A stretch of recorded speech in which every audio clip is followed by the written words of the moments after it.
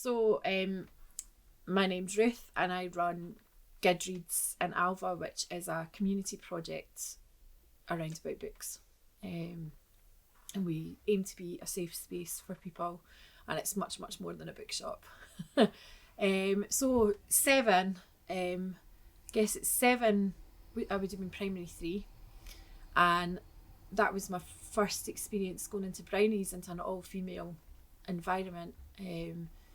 I lived in a street, I was really lucky to grow up in a brilliant street in Alva, where we had a really good balance of boys and girls, and the girls were out playing football and rounders and Kirby with the boys. Kirby's probably a really dated 80s thing now, and kids probably don't play that anymore. So we were really lucky in that respect. But yeah, going into the Brownies would have been my first all-female experience. And it is a different environment. I think that led me to realise just how, I guess at my primary school anyway, the boys were quite vocal in the classroom, and sometimes the girls were a little bit shyer and behind the boys. And yet when you put that group of girls all together, they're not really all that much different from the boys. So I stuck with Brownies, went right through to Guides, where I would have been in Guides at 14. And I think 14 was probably a pivotal time for me for many reasons. I was in the Guides at that point. At that point, they were just letting girls join Scouts. It was the very beginning of it. And I did jump from Guides to Scouts because to me, the boys were out and living all these huge adventures, climbing trees, building fires, building dens, all of this, getting muddy basically and living life. And I jumped over and got very involved in that. However, at the same time, I was really quite unwell. I had the first of many ovarian cysts, which was the size of a tennis ball, and had twisted. At 14, my experience at that point was with a male doctor who kept telling me that I was constipated, and I knew it wasn't that, and ended up on surgery, and that was the start of a long road for me. So in some respects, it was the start of a life of adventure and wanting to go out and do things and see the world.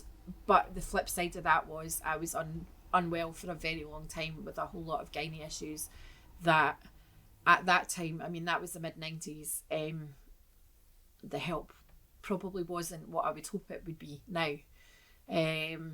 You were sort of told to suck it up and get on with it.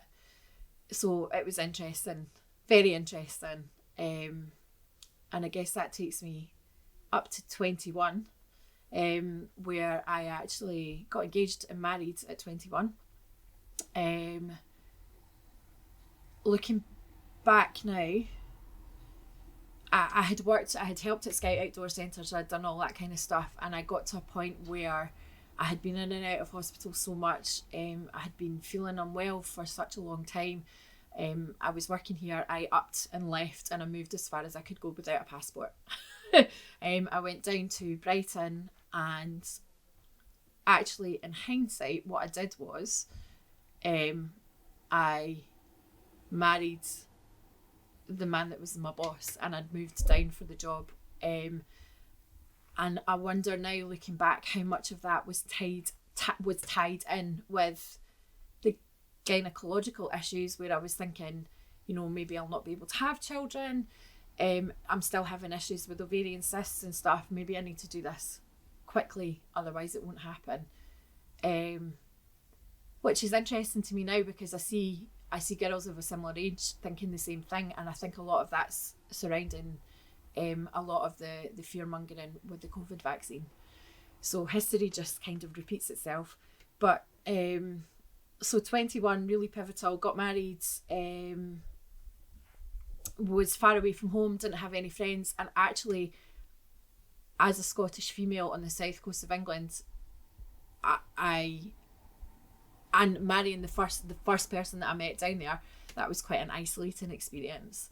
And I managed to, the man that I married wasn't who he said he wasn't who he was pretending to be, and interestingly, he didn't change and show his true colours until I was pregnant.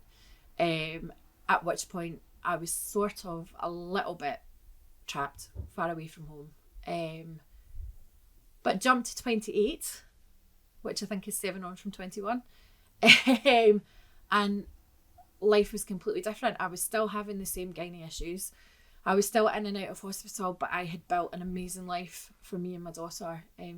We didn't have an awful lot, but we had a house filled with laughter, love, adventure, in any way you could. I was working whatever jobs I could work with being not well and being in and out of hospital, because that first ovarian cyst had turned into multiple ovarian cysts.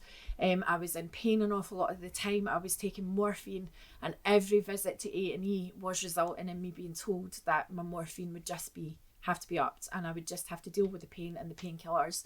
And that's just how my life looked. So in some respects, I was still isolated because I didn't like to make plans and then have to cancel because I was unwell.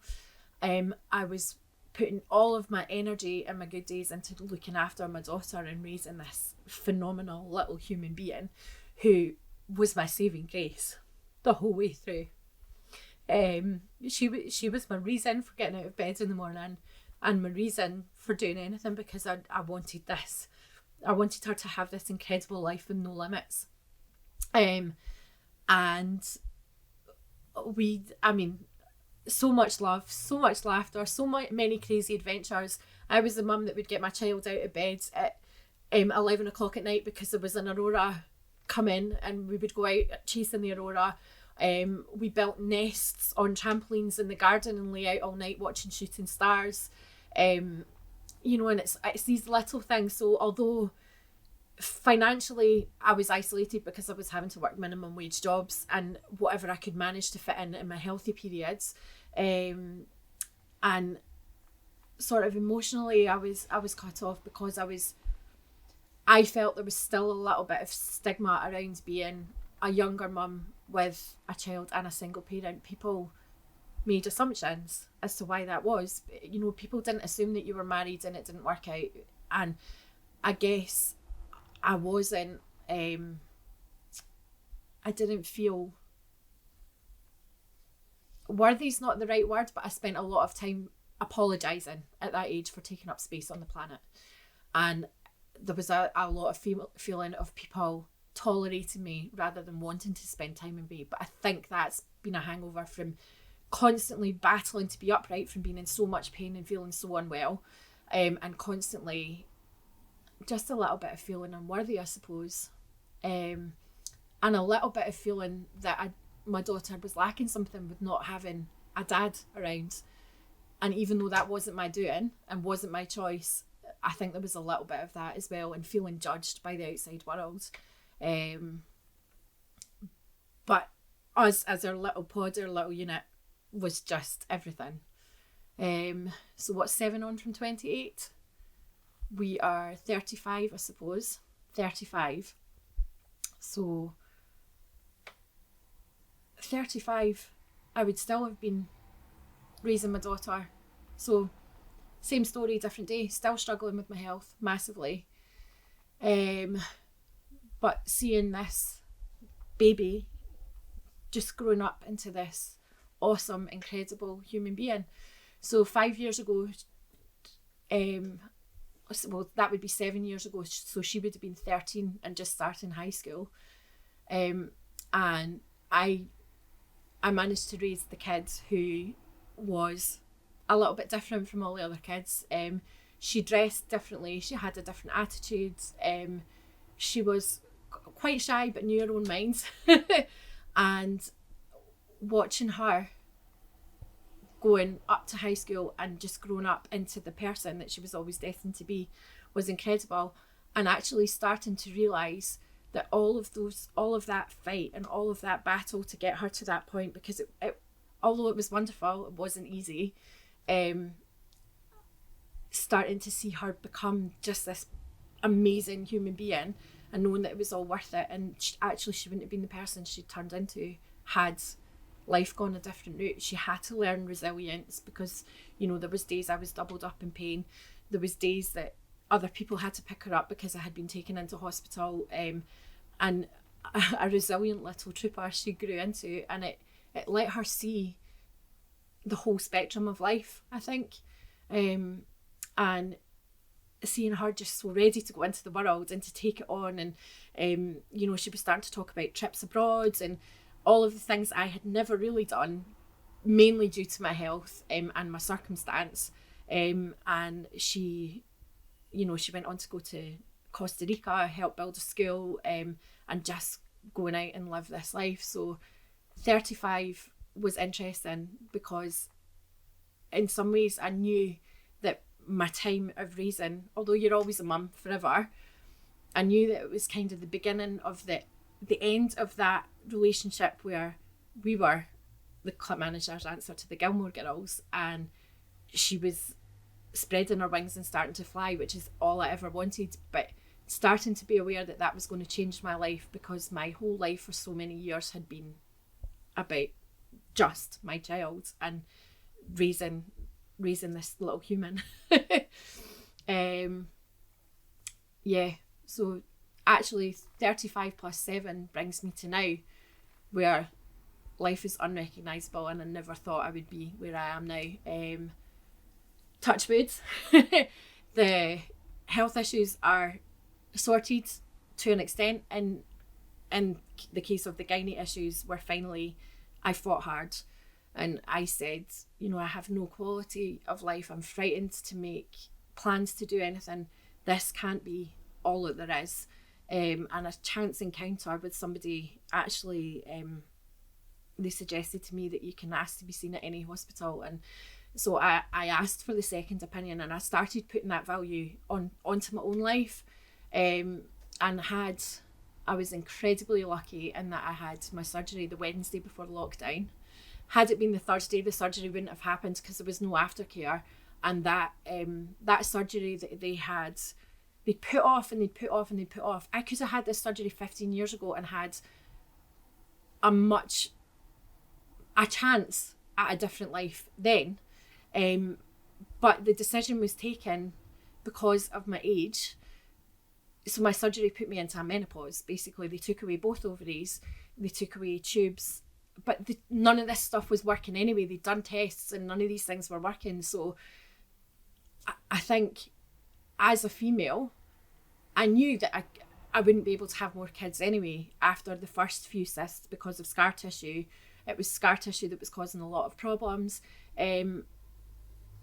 And the thing that I really struggled with was I felt it was male doctors that were making the decision for me, that my painkillers were just being upped and up and there was nothing they would do and I would just have to suck it up. And that was very much the attitude at the time. And I still feel I missed out on so much. But when I actually dug my heels in and thought, I've had the surgery and it's changed my life, it also meant that I had some time to recover. The whole world was locked down.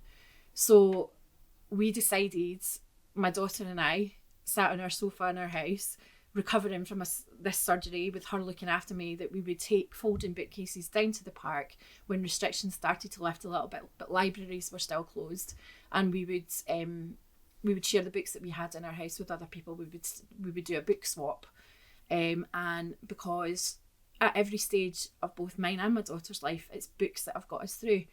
I was physically unable to travel through being in pain a lot, although I have been out and seen a lot of Scotland. So I love Scotland. Scotland's my home, and Scotland is just the most beautiful and nurturing place with the most and actually the women, when you travel around Scotland, it doesn't matter where you go in Scotland, what little village you go to, you will find another woman who you just connect with. And I just think it's a beautiful, I think that's quite a unique thing to Scotland, actually. Scotland is quite a nurturing country, nurturing environment, and a really special place.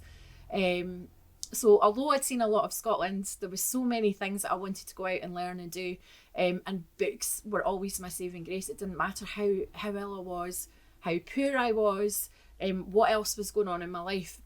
Books always saw me through. Books gave me time to connect with my daughter.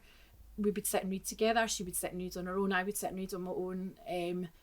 And I think books teach about empathy. They teach about other cultures. and they make you feel a little less alone because you're reading about other people who are maybe having similar experiences to you.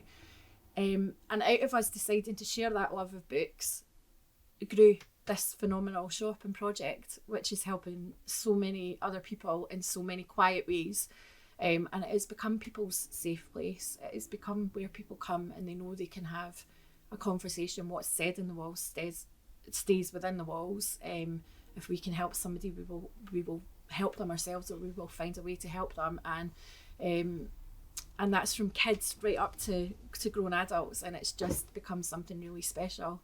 So all of those pivotal points have brought me right to where I am now, and I probably wouldn't change any of it in hindsight.